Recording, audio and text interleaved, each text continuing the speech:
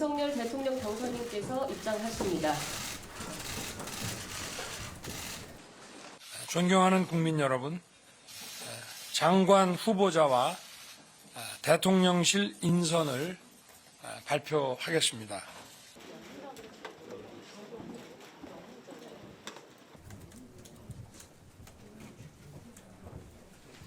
통일부 장관 후보자입니다. 권영세 의원은 국회 통일외교통상위, 국회 정보위원장과 주중대사를 역임했습니다. 다음은 법무부 장관 후보자입니다.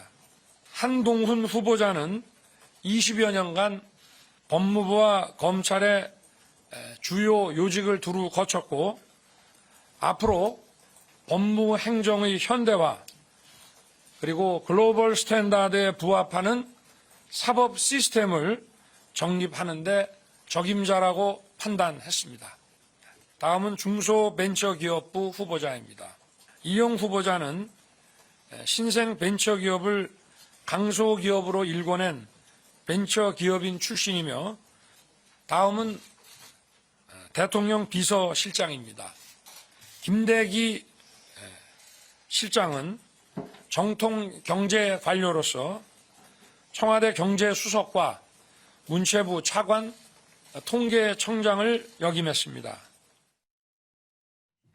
예, 윤석열 당선인이 오늘 발표한 인사 내용 들어보셨습니다.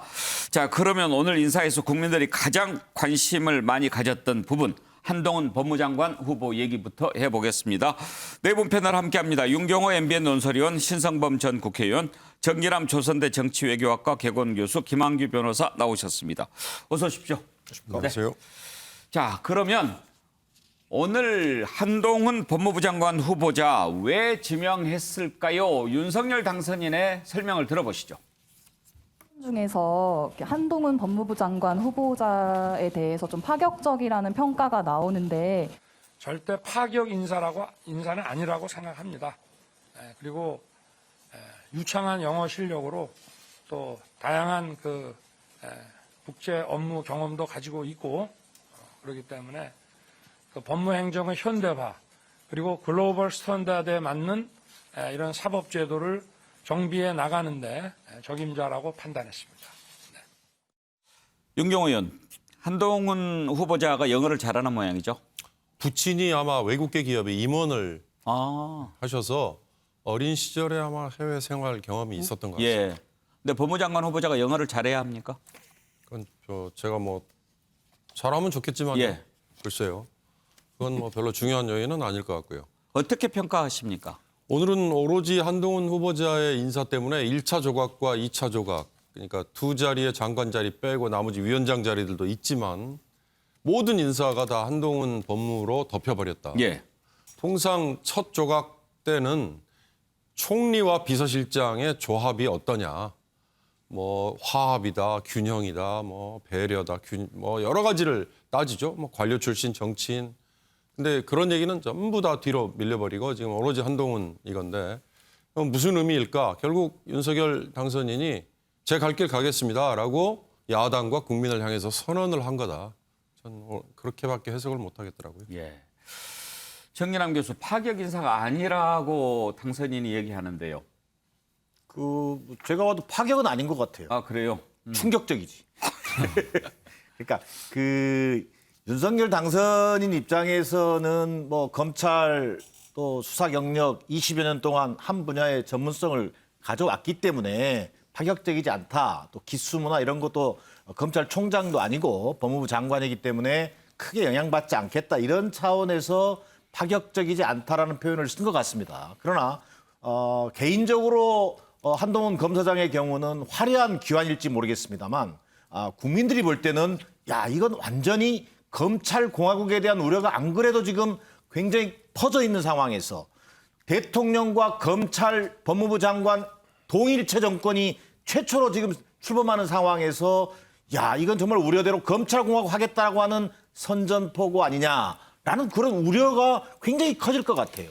다른 말로 하면 가장 최측근이라고 알려진 한동훈 검사장을 정면으로 법무부 장관에 인사함으로써 궁극적으로 지금까지 0.73% 차이로 어떻게 보면 신승한 윤석열 당선인에게 요구됐던 협치와 통합은 온데간데 없고 오로지 측근을 전면에 내세워서 국민과 어떻게 보면 정말 한 판이라도 해보겠다라고 하는 그런 강력한 의지로 보인다는 측면에서 대단히 실망스럽고 우려스럽다는 평가입니다.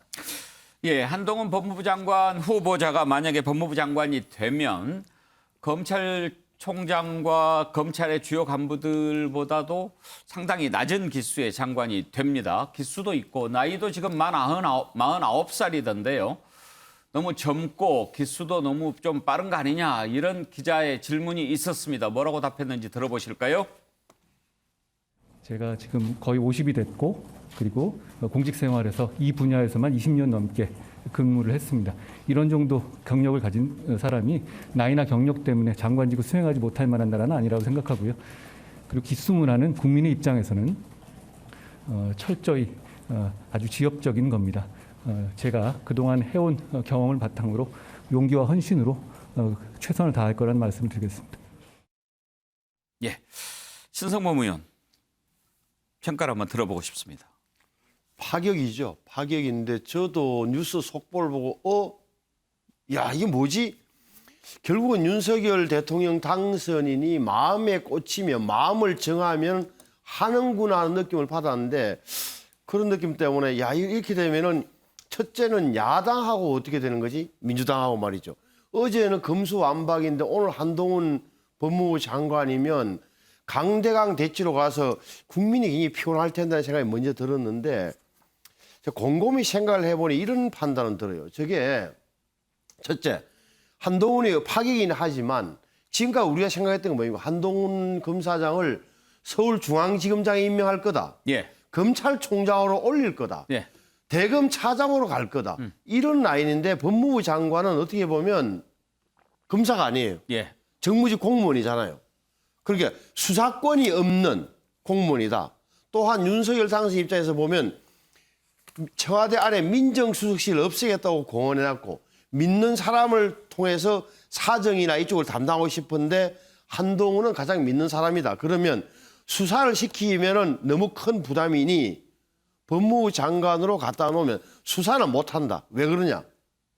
수사권이 없고 직접 수사권이 없고 그리고 수사 지휘권을 없애겠다고 공언했기 때문에 수사 지휘도 못하고 유일하게 있다면 인사권일 텐데 인사권을 가지고 검찰을 어떻게 보면 지휘하겠다는 나름의 장기적인 포석이 깔려있다. 저는 일단 이 정도로 좀 생각해야 돼. 그래서 너무 야당이라는 데서 흥분할 사안은 민주당에서도 아닌 것 같다. 예. 솔직히 말해서 중앙지검장이나 검찰총장이나 대검 차장 갖다 놨으면 더 정치 보복할 것 아니냐로 굉장히 소리를 내야 되지만 예. 법무부 장관 간 것은 어떻게 보면 나중에 꼭 법사위에 끌려와서 국회에 끌려가서 야당 의원들한테 굉장히 소리 듣고 거기서 시간을 많이 예. 허비하게 되는 정무직 공무원이다. 검사가 아니라는 사실을 강조하고 싶어요. 예, 지금 이제 그 신성범 의원 말씀하신 것이 바로 장제원 당선인 비서실장 얘기와 일맥상통하는 것 같습니다. 윤석열 당선인이 한동훈 검사장을 아끼기에 칼을 거두고 펜을 지워준 것 아니냐 이렇게 얘기를 했습니다. 신성범 의원도 너무 흥분하지 말라 민주당에 그렇게 이야기하지만 민주당은 이것은 인사 테러다 그리고 선전포고다 이렇게 지금 반응합니다. 민주당 박홍근 원내대표의 발언을 한번 들어보실까요? 윤석열 당선인이 측근 한동훈 검사장을 법무부 장관으로 지명했습니다. 인사 참사 정도가 아니라 대국민 인사 테러입니다. 대통령의 권력을 내려놓겠다고 청와대 민정수석을 없앤다더니 결국 한동훈 지명자로 하여금 법무부 장관이자 민정수석 역할까지 하도록 하겠다는 뜻입니다. 아무리 내각 인선이 당선인의 권한일지라도 지켜야 할 선이 있고 국민 상식이라는 것이 있습니다. 벌써부터 한동훈보다 차라리 별장 성접대 사건의 김학의 전 차관이 낫겠다는 이야기까지 나오고 있습니다.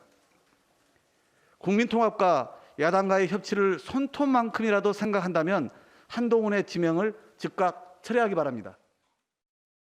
자, 김학의 변호사, 김학의 전 차관이 더 낫다 이렇게까지 얘기를 합니다. 김학의 변호사는 한동훈 법무부 장관 지명 어떻게 생각하십니까? 아마 오늘 그 뉴스 속보를 접하고 저 법조인뿐만 아니라 모든 국민들이 다 놀라지 않았을까. 사실은 한동훈 검사장은 그 법조인 중에서 어떻게 보면 정치인 이상으로 지명도가 있었거든요. 그 한동훈 검사장을 좋아하던 싫어하던 지명인. 근데 뭐 장관, 법무부 장관을 임명한 것에 대해서 딱 어떤 생각이 들었냐면 민주당에서 이제 그 검찰 수사권 이제 완전 박탈하겠다. 이것을 좀 당론으로 정한 다음 날이거든요. 그러면은 사실은 초반 삿바 싸움에서 강대강으로 가겠다. 밀리지 않겠다는 어떤 윤석열 당선인의 강력한 의지가 지금 내포된 거다. 그러면은 어떻게 보면은 이제 취임까지 이제 한 달 남았는데 민주당은 어떻게든지 그 법을 통과시켰다고 이미 선언했으니까 이제 발을 뺄 수가 없는 상황이 돼버렸어요. 여기서 빼게 되면 모양새가 안 나오니까 강대강 나오는데 저는 한편으로는 또는 윤석열 당선인은 굉장히 묘수가 아닌가 생각도 드는 게요. 어차피 중앙지검장으로 임명되던 어디로 임명되던 민주당은 비판할 겁니다. 이제 보복 수사할 거 아니냐. 차라리 그럴 바에는 이 수사를 하지 않는. 왜냐하면 그 지검장으로 가면은 어차피 언론에서는 국민들도 뭐 실질적인 검찰총장 아니냐 이런 소리 나오거든요. 차라리 책임지는 자리가는 장관을 임명돼서 뭐 국회에도 출석되고 그래도 한번 민주당 의원들한테 큰 소리도 한번 들어보고 인사청문회도 가고 기자들의 마이크도 한번 들이대보고 이렇게 좀 책임 정치 구현하는 모습이 오히려 낫지 않을까도 생각됩니다. 그래요. 그래서 뭐 절묘한 한 수다 이렇게 국민의힘 지지층에서는 반응하기도 하는데요. 이제 장관이 되면 어느 정도 정부 감각도 있어야 되겠죠. 그런데 방금 전에도 들어보시면 말을 참 잘합니다. 김한규 변호사 정치인 못지않게 유명해졌다고 하는데 정치인 못지않게 말도 참 잘합니다. 이따가 뭐 오늘 기자들과 일문일답한 내용도 들어보겠지만 지난 1월에 기자들을 만나서 나는 이러이러한 고초를 당했고 이 잘못된 것은 이러이러하다라고 얘기했는데 그 내용을 한번 다시 들어보시면 정치가 같다. 정치하는 사람 같다. 그런 느낌이 들 수 있습니다. 그때 장면 한번 보실까요? 조국 수사 등 자기 편 권력 비리 수사를 막고 저에게 보복하기 위한 목적이었다고 저는 생각합니다. 그 후 저는 4번 좌천당하고 2번 압수수색을 당하고 사적인 동선을 CCTV로 사찰당하고 그리고 후배 검사로부터 독직 폭행을 당했습니다. 유시민 씨나 지금 이 권력자들은 마치 자기들은 무슨 짓을 해도 절대 수사하면 안 되는 초헌법적인 특권 계급이냐 행동했습니다. 그러기 위해서 권력이 물라면 물고 덮으라면 덮는 사냥개 같은 검찰을 만드는 것을 검찰개혁이라고 사기치고 거짓말했습니다. 윤경호 의원, 당시 이제 검사 아닙니까? 지금도 물론 검사입니다만. 이제 옷 입는 것도 상당히 좀 스타일리시하고 말도 상당히 잘해요. 언론을 의식한 것 같아요. 근데 사실 한동훈 씨에 대해서는 말이 너무 많다는 거에 대해서 사실 우려를 많이 했죠. 그동안에 언론에 어떤 식으로든 등장을 하고 싶어 하는구나라는 생각을 많이 했죠. 특히 본인에 대해서 서울중앙지검에서 2년 동안 질질 끌다가 무혐의 처분이 내려졌을 때 그 다음에 쏟아부었던 여러 공격은 이 정말 현직 지금 아무리 법무연수원의 부원장으로 가 있지만 현직 검사장이 할 얘기가 맞나? 이를테면 법무장관을 향해서 공세를 퍼붓는 여러 가지 것들. 근데 그런 점에서 보면 한동훈 법무장관 내정자는 언론을 지나치게 의식을 하고 있다. 그리고 말을 많이 하다 보니까 본인이 아마 그걸로 인해서 스스로 이렇게 옥죄는 그런 사태가 분명히 생길 거다. 이제 앞으로 청문회 하다 보면 나오겠지만 사실 2년 동안 서울중앙지검에 무혐의 질질 끌었던 이유 중에 하나는 휴대폰 비밀번호를 끝까지 알려주지 않았다는 거 아니겠어요? 이거 가지고 시중에서 뭐 많은 사람들이 좀 비아냥거리기도 하고요. 또 하나 드문드문 나왔습니다만 검찰총장의 부인과 사적인 대화가 카톡이나 또는 텍스트 메시지로 어마어마한 양이 있었다. 이것도 사실 다른 수사에서 드러났지 않습니까? 이제 그런 것들이 과연 본인의 처신은 저렇게 공격을 하고 공세를 할 만큼 떳떳했느냐 예. 이거에 대해서 앞으로 이제 시시비비가 가려지지 않을까 싶습니다. 예, 아까 박홍근 민주당 원내대표 발언 들어봤는데요. 정의당 반응도 궁금합니다. 한번 들어보시죠. 대한민국은 검찰청이 아닙니다. 시민들이 대선을 통해 선출할 사람은 검찰총장이 아니라 대통령입니다. 대통령은 칼을 잡는 사람이 아니라 칼을 쥔 사람과 그 칼 끝을 다스려야 할 사람입니다. 그런데 오늘 법무부 장관 후보 지명은 더불어민주당의 검찰 수사권 분리에 맞서 싸울 전사를 선택한 것이 아닌지 의문입니다. 정일환 교수, 지금 정의당은 민주당의 검수완박 4월 내 처리에 반대하고 있지 않습니까? 어쨌든 그 신중론, 예. 속도 조절론 입장에서 반대인 거죠. 그런데도 불구하고 지금 한동훈 법무부 장관 후보자 지명에 대해서는 매우 박한 평가를 내리는데요. 그렇습니다. 근데 저는 정확한 포인트라고 보여집니다. 이렇게 이를테면 윤석열 당선인은 지금 검찰총장이 아니거든요. 저는 그 검찰총장 시절 어떤 평가를 받았습니까? 윤석열 그 검찰총장 같은 경우는 윤석열 사단을 이끈다고 할 정도로 어쨌든 뭐 보스로, 검찰 보스로서 또 지독한 검찰주의자의 모습을 보여준 건 사실입니다. 자, 그런데 지금 좀 전에 정의당의 논평처럼 윤석열 당선인은 지금 내일 모레 출범을 앞두고 있는 대한민국의 대통령 당선인입니다. 그러면 국정과 어떻게 보면 국민을 맨 앞에 두고 또 민생, 개혁 뭐 이런 과제를 가지고 협의하고 타협을 해낼 수 있는 그런 민주주의의 모습으로 빨리 돌아와야죠. 저는 한동훈 검사장의 전문성이나 임명해서는 안 될 뭐 하자가 있다든가 이 문제에 주목하고 싶지 않습니다. 대통령이라면 국민 통합, 균형, 또 야당의 반발이 뻔히 보이는데도 불구하고 마치 전면전을 불사하겠다는 그런 인사 스타일은 결국은 윤석열 당선인에 대해서 정말 민주주의자로서의 예. 대통령의 어떤 신분이 맞는가라고 하는 충분한 의심을 자아내고 있다는 것이 뭐 평가할 수 있겠다는 생각입니다. 검찰 수사권 폐지에 대한 한동훈 후보자의 생각은 어떨까요? 오늘 기자들이 물어봤습니다. 들어보실까요? 우선 그 인수위에서 이제 법무장관 수사 지휘권 폐지를 약속을 하셨는데 후보자께서 이제 장관이 되신 후에도 그런 기조는 변함없이 이어진다고 할 수 있을지.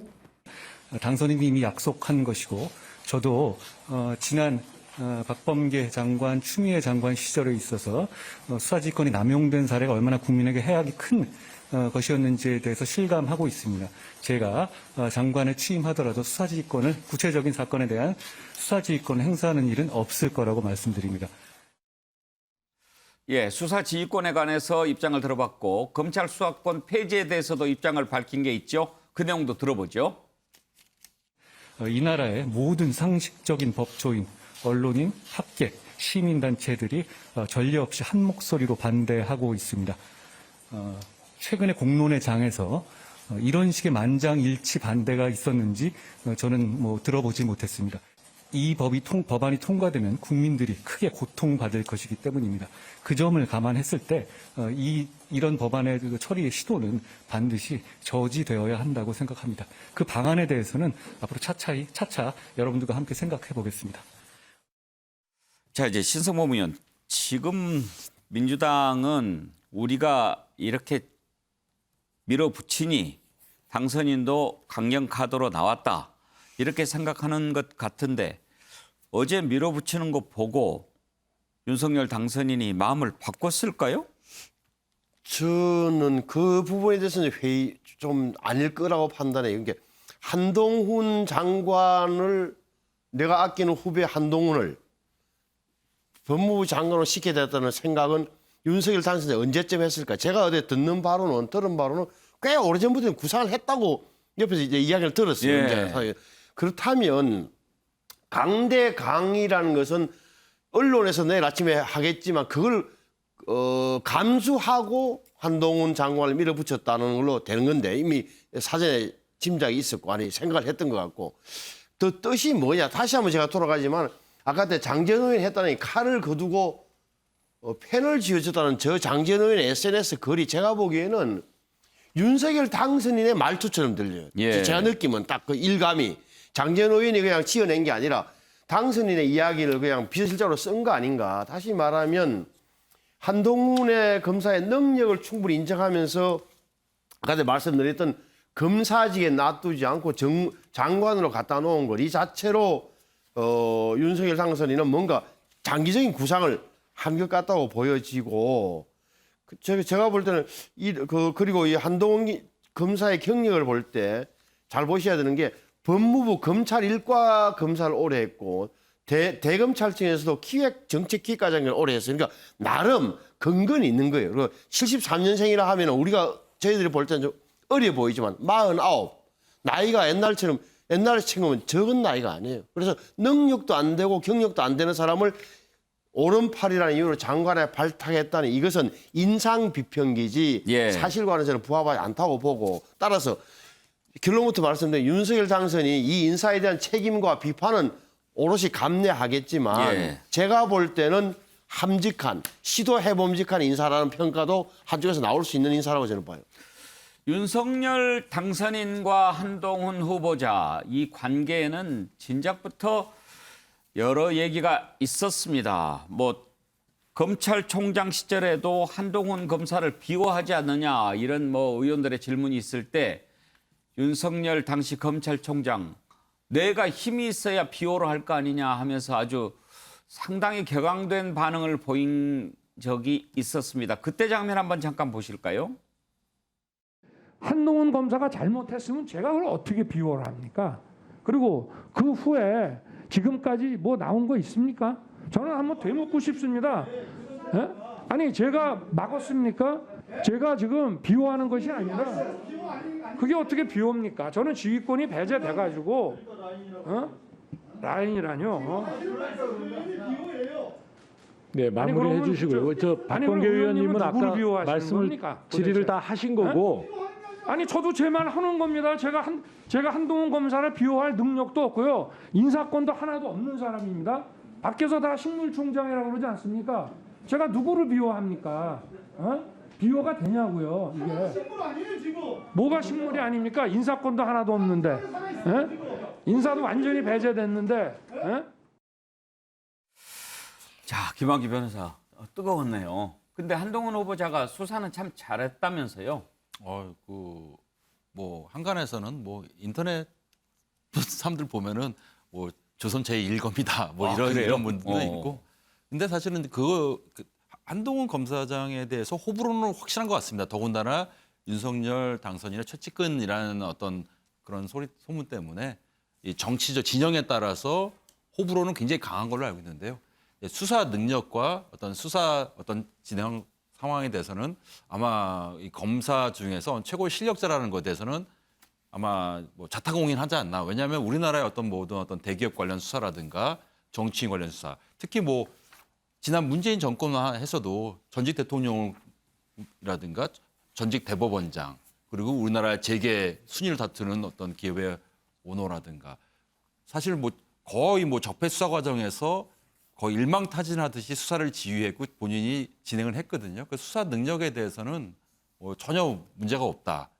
다만 이제 논의되는 것은 앞으로 이제 장관으로 임명이 되든 어떤 윤석열 정부에서 요직을 가든 간에 그 어떤 공정성이라든가 어떤 그런 거의 투명성이 계속 유지될 것이냐. 이 부분이 가장 주된 관심사가 아닌가 생각됩니다. 예. 오늘 한동훈 후보자에게 기자들이 이런 질문도 했습니다. 대장동 수사 어떻게 할 거냐. 그 부분에 관해서는 뭐라고 답했는지 한번 들어보실까요? 법무부 장관이 직권으로 상설 특검이 가능한데 그 대장동 사건 등에 대해서 특검 가능성이 있을지 좀 생각이 있으실지 좀 궁금합니다. 상설 특검의 문제는 어차피 제도화된 그 문제를 어떻게 어떤 권한을 행사할 것인가의 문제인데요. 구체적인 사안에 대해서 제가 아직 사안을 알지 못하는 내용에 대해서 어떻게 할 것이라고 미리 말씀드리는 건 좀 경솔한 문제 같습니다. 그 정도 말씀드리겠습니다. 예. 자, 윤경호 의원. 물론 저 부분은 좀 이릅니다만은 아무래도 한동훈 검사장 또 윤석열 당선인이 검찰총장 시절에 뭐 여러 가지 핍박당한 것 이런 부분들이 있으니까 민주당으로서 신경 쓰이겠죠. 중앙일보하고 아마 인터뷰에 저 얘기를 한 걸로 제가 기억하는데요. 예. 맞을 겁니다. 한동훈 검사장에 대해서 발탁할 거냐라는 얘기 했더니 독립투쟁하듯이라는 표현을 예. 윤 당선인이 독립운동. 예, 독립운동 하듯이라고 얘기를 했어요. 그것 때문에 사실은 많은 사람들이 뜨악했었던 거고 그래서 본인이 당선이 되고 나면 한동훈을 쓸 거냐 말 거냐라는 거에 다 주목을 했던 거죠. 그건 어떻게 보면 윤 당선인이 처음부터 생각을 쭉 해왔던 걸로 저 인터뷰를 놓고 보면 추정이 됩니다. 아까 신 의원께서 잘 설명해 주시지 않았습니까? 전 그런데 한 가지 문제를 제기하자면 한동훈이라는 검사로서는 역할을 잘 했을 거예요. 그러나 본인이 조금 더 몸집을 키운 다음에는 참모였지 지휘관은 아니었다. 네. 쉽게 말하면 서울중앙지검의 뭐 3차장, 4차장 아니면 뭐 대검의 반부패 강력부장 이거는 검찰총장과 중앙지검장을 보좌하는 자리이지 본인이 책임을 지고 결정을 하는 자리는 아니었다. 그런 점에서 법무장관이라는 자리는 책임을 지고 결정을 해야 되는 게 많은 자리인데 과연 감당이 될 수 있느냐 이런 점은 그동안에 해왔던 능력을 보여준 거하고는 또 좀 다르지 않을까 그런 문제 제기도 좀 가능하겠죠. 오늘 인사의 하이라이트 한동훈 법무부 장관 후보자 지명에 관해서 살펴봤습니다. 오늘 내각 인선에서 한동훈 후보자가 가장 돋보였다면 또 안 보이는 것도 있었습니다. 이번에도 안철수계는 없었습니다. 이 내용 살펴볼까요? 2차 내각 인선 때는 혹시 포함이 될까? 그런 점 궁금했는데 오늘도 안철수계 장관은 나오지 않았습니다. 공동정부 이대로 끝나는 걸까요? 자, 오늘 아침에 윤석열 당선인 출근할 때 기자들이 그 부분을 물어봤습니다. 뭐라고 답했는지 들어보실까요? 안철수계 좀 중용 가능성에 대해서는 조금 언급이 어려우실까요? 원칙을 말씀드렸잖아요. 거기에 부합하면 어느 계고 상관이 없어요. 거기에 부합하지 않으면 안 되는 것이고. 오늘 오후에 몇 분 발표하시나요? 그래가지고 올라가서 좀 가야 되겠습니다. 자, 인사 원칙에 부합하지 않으면 안 된다. 정일남 교수. 네. 저때 얘기를 듣고 안 되겠구나 그런 생각하셨죠? 그렇죠. 제가 볼 때는 이미 공동정부라고 하는 공동정부 운영은 뭐 허울 좋은 어떤 그 미사 요구에 불과했다라고 하는 것을 윤석열 당선인이 어찌 보면 다시 한번 확인시켜준 거라고 봐야 되겠죠. 저는 그 DJP 연대만 하더라도 그 거의 절반에 가까운 내각 인사를 배려하고 1년 동안 이제 그 쭉 끌고 갔었는데요. 그런 어떤 그 충분히 준비된 어떤 단일화, 공동정부 이것이 아니고 정말 급조된 단일화 또 공동정부 약속 이것이 거의 휴지 조각처럼 지금 버려진 순간이다 이렇게 볼 수 있을 것 같습니다. 1차 때 8명, 2차 때 9명, 18명의 인사 중에 안철수계는 단 한 명도 없었지 않습니까? 결국은 이건 속된 표현에 의하면 뭐 닭 쫓던 개 신세라고 해도 과언이 아니다. 자, 그러면 이제 남은 것은 더 이상의 배려가 있겠느냐라는 부분인데 저는 윤석열 당선인의 경우와 또 윤석열 당선자 주변 윤핵관들의 어떤 분위기를 보면 더 이상의 배려는 없다. 자, 고한다는 생각인 것으로 보여지거든요. 이제 남은 것은 안철수 당선이 이 어려운 상황을 어떻게 소위 이른바 뭐 몽리를 부린다든지 또는 공동정부에서 철수를 한다든지 이런 여러 가지 고민이 있을 텐데 이러지도 못하고 저러지도 못한 속에서 끌려갈 공산이 굉장히 커 보입니다. 신성 보면 이제 장관 18명 가운데 16명 후보자 발표됐고 고용노동부 농수산식품 뭐 그렇죠. 이렇게 두 군데 남았는데 뭐 거기에 들어가는 것 큰 의미가 없을 것 같고 만약에 한 명도 안 들어간다고 한다면 내각에 한 명도 포함되지 않은 것을 공동정부라고 부를 수 있을까요? 힘들죠. 그러니까 오늘 한 이야기를 종합해 봅시다. 그러니까 윤석열 당선인은 인사원칙에 부합하면 부합하지 않으면 안 된다. 다시 말하면 능력만 보고 하겠다는 능력 제일주의 원칙을 이야기하고 있는 거고 안철수 위원장의 표현을 빌리면 특히 안철수 위원장이 내가 전문성 있는 분야에 대해서 조언을 듣고 싶었지만 그런 과정은 없었다. 그러면서 추천을 했다 그랬잖아요. 그러니까 안철수 위원장이 추천한 사람은 받은 거예요. 윤석열 당선인이 받아서 보니까 인사 원칙이 안 맞았다. 능력이 좀 떨어진 것으로 보여서 임명 안 했다는 취지인데 국민들로 생각하기에 공동정부라면 한 번 더 혹시 위원장님 이번에 지난번에 추천한 분들은 좀 그렇고 다시 한번 다른 사람들은 없나요? 이렇게 안 물어본 거예요. 여기에 대해서 이제 국민들이 볼 때는 그러면 능력 제일주의가 최고냐? 아니다. 공동정부를 한다고 했을 때는 어느 정도 이른바 안철수 위원장의 지분도 인정해 주는 게 좀 더 높은 가치다. 능력 제일주의 위에 정치적 그 가치니까 여기에 대한 의문이 사라지지 않고 있는 거다. 이렇게 되면 만일에 뭐 말씀하신 두 개의 장관이 남아있는데 거기에 하나도 없다면 여기에 대해서는 5년 내내 보자. 5년 전체를 봐야 되는 거지 초기 내각에서는 이렇게 넘어갈 수 있지 않느냐 그런 설명은 가능하겠지만 국민들이 볼 때는 뭐가 이상하다. 좀 안철수는 어떻게 하려는 거지? 이런 질문에 봉착할 수밖에 없는 거죠. 그렇죠. 이번에 윤석열 당선인이 장관 후보자 지명하고 발표할 때 한덕수 총리의 추천 제청을 상당히 많이 받아들인 것으로 전해지고 있습니다. 한덕수 총리 후보자 오늘 이 부분과 관련해서 설명을 한 내용이 있습니다. 들어보시죠. 1차, 2차 인선에서 안철수 위원장님이 추천하신 분은 아직 지명이 되지 않은 것인지 조금 더 명확하게 말씀 부탁드립니다. 하여튼 그러한 그 공동 국정 운영이라는 기본 기조에서 본 후보들이 다 테이블에 올라와서 검토가 계속 됐다는 말씀을 드리고요.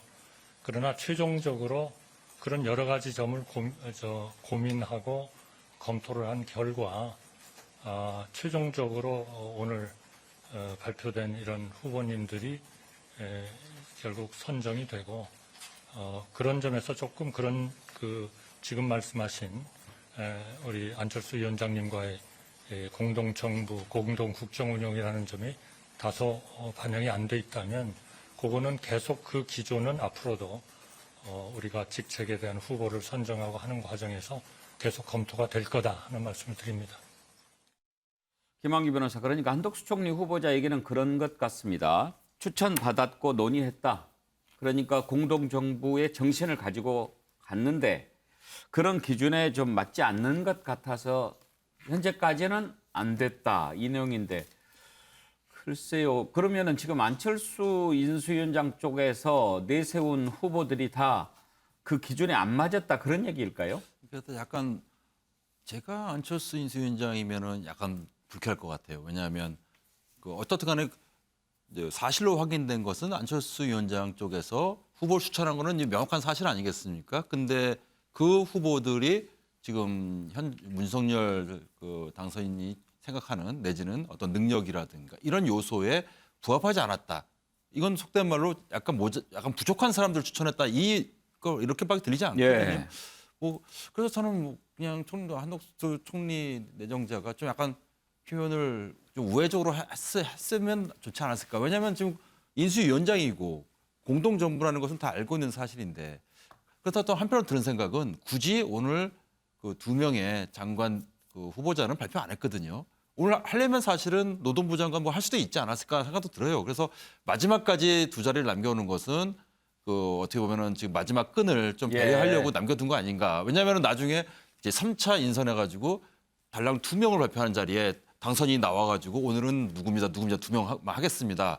이거는 좀 약간 이전과는 다 이상하거든요. 그래서 여지는 지금 좀 아직은 있지 않을까. 왜냐하면 그 2명마저 배려하지 않으면 좀 안철수 위원장을 보고 지금 어쩌라는 건지 시작부터 그런 좀 의문이 있거든요. 그 자리를 안철수계로 채운다고 해서 안철수 위원장이 만족할까요? 오늘 안철수 위원장의 심중을 읽어볼 수 있는 그런 장면이 하나 있습니다. 오늘 코로나 관련해서 코로나 특위위원장도 맡고 있으니까요.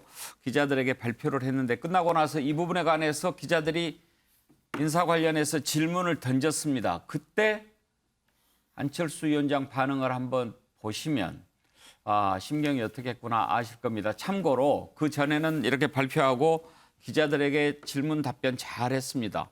질문 안 하면 이런 거 안 물어봅니까? 라고까지 했습니다. 오늘은 어땠을까요? 보시죠. 오늘 지나갈게요. 오늘 내가 인사 발표. 몸으로 마시지 마시고. 네네네. 가실게요. 네네네. 다음부터 일정이 있어요. 네네네. 수고하십시오. 만나서 무슨 얘기하셨는지 네. 수고하십시오. 공동정부 구상에는 좀 문제가 없는 건가요? 감사합니다. 윤경호 의원, 지금 안철수 위원장 심경이 어떨까요? 아까 정기람 교수가 몽리를 부리든지 아니면 철수를 하든지 이렇게 두 가지 제시를 해줬는데 그러기에는 지금 안철수 위원장이 동력을 상실한 게 아닌가라는 느낌이 들어요. 사실 총리를 빼고 비서실장 빼고 16명의 부장관만 발표했습니다. 근데 한번 면밀히 따져보십시오. 이 16명 중에 4명이 윤석열 당선인과 아주 오래전부터 개인적인 친밀도가 높은 사람들입니다. 그러니까 자, 제가 구체적으로 따져보면요. 예. 첫 1차 조각 때 나온 복지부 장관 정호영이라는 경북대 의대 교수 40년 직이라고 예. 윤 당선인이 본인이 직접 얘기했죠. 그리고 오늘 나온 후보들 중에는 권영세 의원은 대학 다닐 때부터 형하고 관계를 맺었던 예. 더 오래된 관계라고 얘기했습니다. 또 사적인 인연이 더 있습니다. 한동훈 법무장관 내정자 아까 이미 다 많은 분들이 알고 있죠. 또 한 분이 숨어 있습니다. 이상민 행안부 장관은 충암고등학교 서울법대 후배라고 하지만 윤 당선인이 판사 출신임에도 불구하고 평소부터 가장 신뢰를 했던 충암고등학교 후배 중에 법조인입니다. 그러니까 이 네 사람은 윤 당선인이 사실상 정치에 뛰어든 다음에 내가 만약에 대통령이 된다면 나와 함께 일을 하겠다라고 얼마든지 생각을 충분히 해왔을 걸로 짐작이 되는 분들이죠. 자, 의원 내각제 같은 곳에서는 후보로 총리 후보로 나올 때 대개의 경우에 섀도우 캐비넷이라는 제도를 쓰죠. 그러니까 이렇게 정부가 출범하기 전에 미리 조각 발표를 하는 게 일종의 섀도우 캐비넷으로 국민에게는 비춰질 텐데 이런 면면들을 놓고 보면 윤 당선인이 아까 지적이 된 것처럼 안철수 위원장과의 공동정부에서도 마찬가지, 야당과의 관계에서도 마찬가지, 한 걸음 더 나아가면 대국민을 향해서도 저는 이제 제 갈 길을 가겠습니다 하고 선언을 한 게 아닌가라는 해석이 됩니다. 신성범 의원, 인사를 할 때 인연 중요하죠. 뭐 인연 없는 사람 그냥 쓰기도 쉽지 않고 좀 알아야 되니까. 그런데 이제 방금 전에 윤경호 의원이 4사람 지목했는데 그중에 권영세 의원 빼고는 이제 한동훈 검사장 유명하지만 깜짝 발탁이고 정호영 경북대 병원장인가요? 그리고 이상민. 지금 윤석열 당선인이 능력, 인품, 또 전문성 이런 것을 강조를 많이 하지 않았습니까? 그리고 대전제가 공정과 상식이고 그런데 지금까지 보여줬던 인사 스타일로 봤을 때 그런 부분들을 충실히 구현하고 있다고 평가할 수 있을까요? 참 날카로운 질문이신데 저는 이렇게 봅니다. 그러니까 윤석열 당선인이 했던 뭐 다른 거 다 제쳐두고 그 해당 분야에서 부서를 이끌어갈 수 있는 능력을 갖고 있냐를 최우선 기준으로 하겠다고 말했잖아요. 저는 어느 정도 동의했지만 예를 들어서 지금 윤 국장이 설명하신 대로 그런 사적 인연이 있다면 자 남는 것은 뭡니까? 말로는 능력을 따졌지만 결국은 사적 인연 위주로 간 것 아니냐는 비판이 가능하죠. 그런데 다만 여기에서도 그러면 인연도 있고 능력도 뛰어나지 않아도 법은 없잖아요. 굳이 내가 변명이 아니라 제가 이거 일정 보면 그래서 저는 이제 처음에 말씀드렸지만 인사에 관한 하는 저 인사권자인 대통령이 자기 철학에 맞는 사람을 쓴다는 것은 하나의 큰 방향에 맞다. 그런데 그렇게 능력 위주로 갔느냐 아니면 사적 인연 위주로 갔냐는 평가. 그리고 이런 모든 평가는 나중에 사후적으로 장관 후보자들의 능력이 장관이 되고 나서 그 업적에 따라서 평가받을 수밖에 없는 사후적 영역이라고 보는 거고 아까 말씀하신 몇 군데가 정말 그렇다면 그 분야에 대해서는 적어도 권위자들이 그 분야 전문가들의 사회에서 나오는 평판 조회가 다시 말해서 덕도 아닌 사람을 썼다든지 이 대목은 전문가 사회에서 나오는 그 평판을 좀 더 정확히 보는 게 필요할 것 같다고 감히 저는 중간자적 말씀을 좀 드리고 싶어요. 정인환 교수 이제 문제는 앞으로 청문회인데 청문회 참 험난하겠죠. 제가 볼 때는 그 윤석열 당선인이 스스로 자초하고 있다. 뭐 172석의 거대 야당이 되겠습니다만 민주당이 국민 눈높이와 상식을 바탕으로 해서 아마 철저한 어떤 검증 태세를 지금 아마 갖추고 있을 것 같아요. 특히 오늘 한동훈 검사장의 발탁에 대해서는 어찌 보면 총력을 모아서 민주당 차원에서 반대 청문회를 하지 않겠나 싶은데요. 저는 이 대목을 지적하고 싶습니다. 0.73%포인트라고 하는 것을 저는 양당이 좀 정말 잘 받아들여야 되겠다. 민주당에게는 뭐겠습니까? 결국은 성찰과 쇄신이 요구되고 있는 거지 않습니까? 자, 그러면 윤석열 당선인에게 요구되는 것은 결국 인사를 통해서 나타날 수밖에 없는데 저는 겸손함과 유연함이라고 생각합니다. 자, 측근들을 장관에 임명하는 것 할 수 있습니다. 자, 그러나 역시 당선 일성을 했던 게 뭐였습니까? 협치와 국민 통합이었었습니다. 그렇다면 지금 마치 73% 차이로 이긴 것처럼 내 마음대로 내 중심으로 측근들 또 인연들 강조하면서 장관 인사한다? 결국 굉장한 부메랑으로 저는 그 부담으로 국정운영의 부담으로 다가올 가능성이 저는 크다라는 점을 꼭 지적하고 싶습니다. 예. 자, 청문회 지금 민주당은 단단히 벼르고 있을 것 같은데 민주당 입장 한번 들어볼까요? 지명 당시 인사제청권 행사를 통한 책임 총재 실언을 공언하고 내각 인선에 관해 당선자와 충분한 논의를 거쳤다고 거듭 강조했던 한 총리 후보자의 책임을 따져묻지 않을 수 없습니다. 한 후보자에게 묻습니다. 과연 한동훈을 법무부 장관 후보자로 제청한 게 맞습니까? 검찰을 사유화하고 검찰 독재 시대를 열겠다는 이 당선인의 뜻을 한 후보께서 받아들여서 함께 의기투합해서 한동훈을 법무부 장관 후보자로 제청한 것이 맞습니까?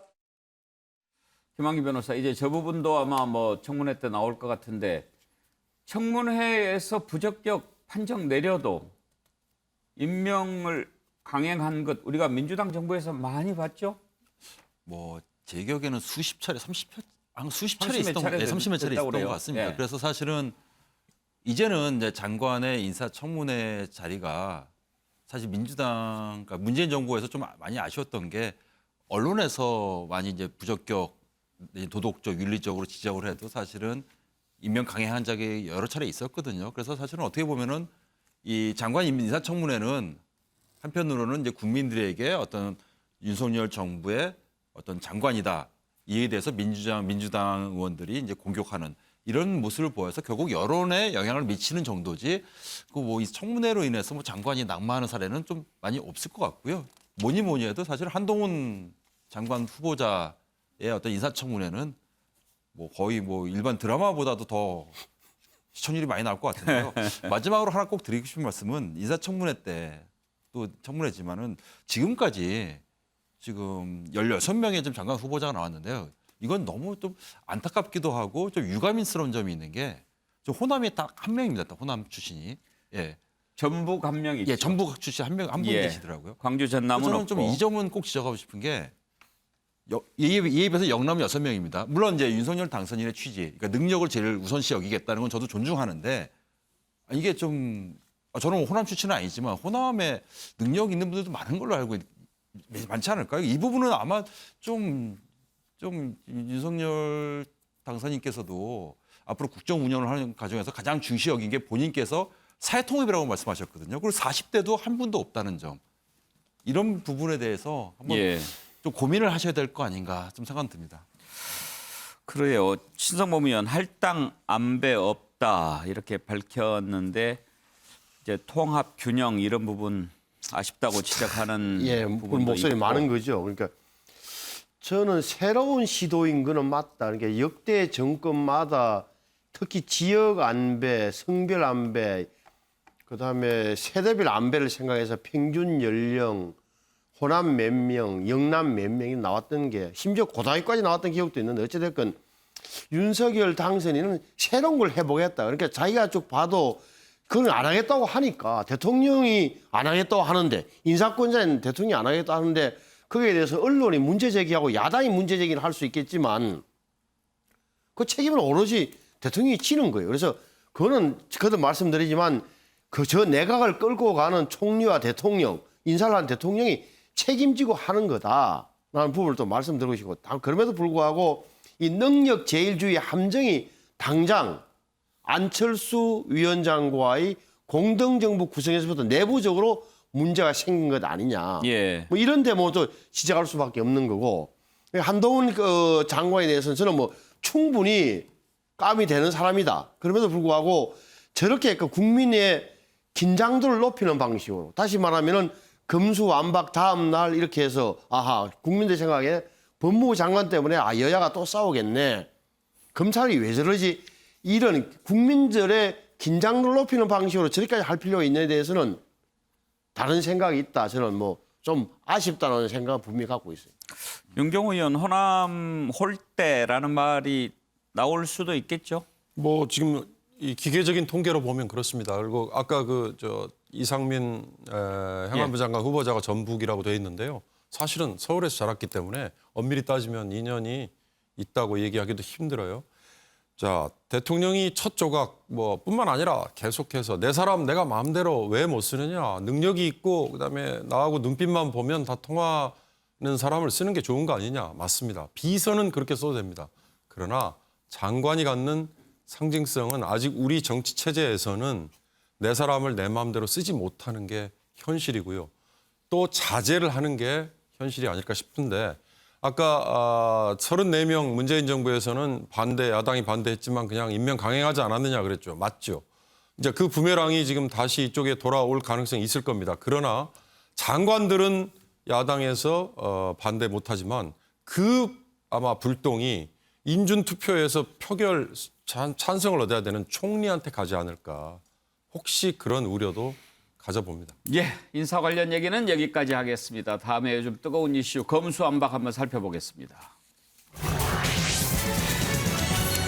오늘 김호수 검찰총장이 기자회견을 열어서 이 부분 아주 강하게 반박했습니다.